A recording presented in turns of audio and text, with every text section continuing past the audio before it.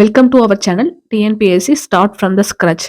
இந்த சேனலில் நம்ம from the zero from the ஸ்க்ராச்லேருந்து ஸ்டார்ட் பண்ணி எக்ஸாம் எப்படி கிளியர் பண்ணுறது அப்படின்றத பார்க்கலாம்.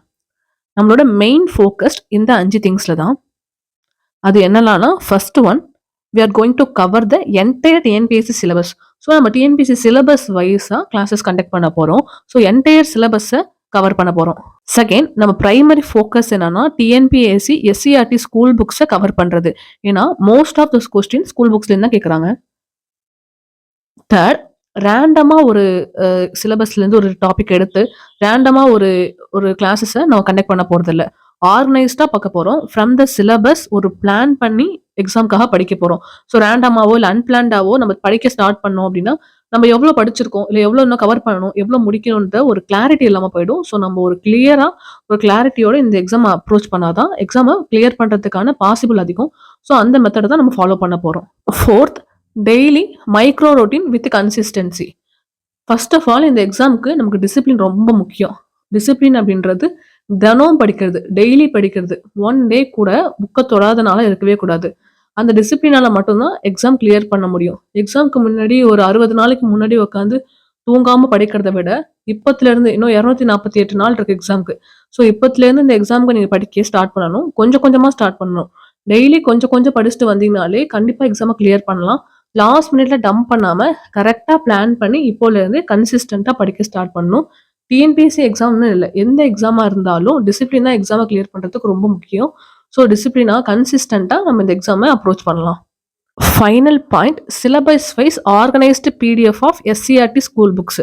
ஸோ சிலபஸ் வைஸாக ஸ்கூல் புக்ஸை செக்ரிகேட் பண்ணிடுவோம். ஃபார் எக்ஸாம்பிள் ஒரு டாபிக் இருக்குது, இப்போ நேச்சர் ஆஃப் யூனிவர்ஸ்னு இருக்குன்னா 6th இருக்கும், 7th இருக்கும், 9th இருக்கும், 10th இருக்கும், 11th 12th ஜியாகிரஃபியில் இருக்கும். ஸோ அது ஓவராலாக கம்பைன் பண்ணி ஒரு பிடிஎஃபாக வச்சு அதை வச்சு நம்ம கிளாஸ் கண்டக்ட் பண்ணுவோம். ஸோ ஓவராலாக இப்படி பண்ணும்போது நம்ம ஸ்கூல் புக்ஸில் கவர் ஆகிருக்க சிலபஸ் வைஸ் உள்ள எல்லா டாப்பிக்குமே கவர் பண்ணிடுவோம்.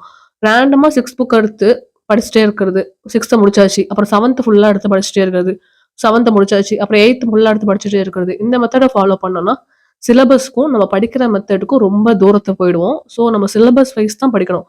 சிலபஸ்ல என்ன டாபிக் இருக்கு, அது ஃபர்ஸ்ட் ஆஃப் ஆல் ஸ்கூல் புக்ல எந்தெந்த கிளாஸ்லாம் கவர் ஆயிருக்கு, வேர் டு ஸ்டடி, அதை நம்ம வேர் டு ஸ்டடியோட வீடியோவில் அப்லோட் பண்ணுவோம். ஸோ அதை பார்த்துட்டு அந்த பிடிஎஃபை சிலபஸ் வைஸ் படிக்க ஸ்டார்ட் பண்ணோம்னா தான் எக்ஸாமுக்கு நம்ம இன்னும் எவ்வளோ தூரத்தில் இருக்கோம், எவ்வளோ சிலபஸ் கம்ப்ளீட் பண்ணியிருக்கோன்ற ஒரு கிளாரிட்டி மைண்டுக்கு வரும். ஸோ அந்த மெத்தடில் தான் நம்ம படிக்க ஸ்டார்ட் பண்ண போகிறோம். இதை தவிர நிறைய ஷார்ட்கட்ஸை நம்ம யூடியூப் ஷார்ட்ஸில் அப்லோட் பண்ணுறோம். ஃபார் எக்ஸாம்பிள் ஒரு இயர் இருக்குன்னா அதில் நிறைய இன்சிடென்ட் நடந்திருக்கும்.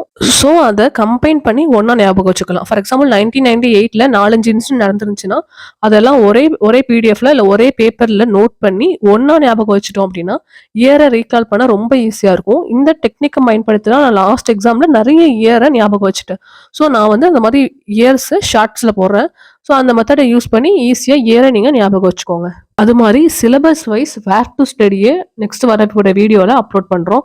ஸோ அந்த வேர் டு ஸ்டடியை வச்சு நீங்கள் சிலபஸில் உள்ள டாபிக் ஸ்கூல் புக்ஸில் எங்கெல்லாம் இருக்குன்றதை பார்த்து ஈஸியாக அந்த டாபிக் எல்லாம் கவர் பண்ணி படிச்சிருங்க. ஸோ நம்ம டார்கெட் ஒரு ஏப்ரல் இல்லை மேக்குள்ள ஸ்கூல் புக்ஸ் எல்லாத்தையும் கம்ப்ளீட் பண்ணிடுறது. ஸோ அதுக்கப்புறம் நீங்கள் அதை தவிர அந்த டிகிரி ஸ்டாண்டர்ட் புக்ஸுக்கு போனீங்கன்னா ஒரு 2 months எடுக்கும். ஸோ ஸ்கூல் புக்ஸை ஏப்ரல் இல்லை மேல கம்ப்ளீட் பண்ணுற மாதிரி பார்த்துக்கோங்க. அப்போ தான் இந்த வரப்போகிற எக்ஸாமில் நீங்கள் ரிவிஷன் பண்ண டைம் இருக்கும். ஸோ கிளியர் பண்ணுறதுக்கான பாசிபிலிட்டி ரொம்ப அதிகமாக இருக்கும். ஃபைனலி, தேங்க்ஸ் ஃபார் வாட்சிங்.